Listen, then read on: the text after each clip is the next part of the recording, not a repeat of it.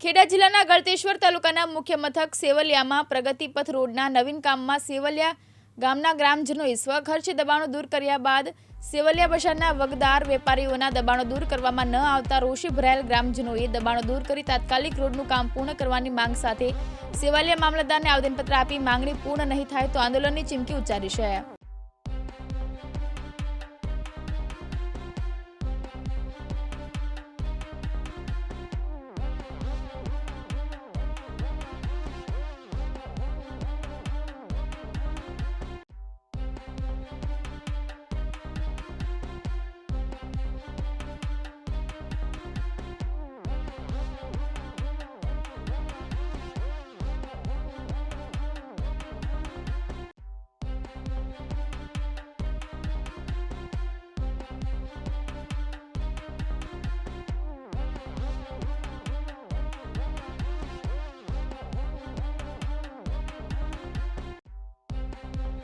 निखिल भट्ट, दिव्यांग न्यूज़, गलतेश्वर, खेड़ा।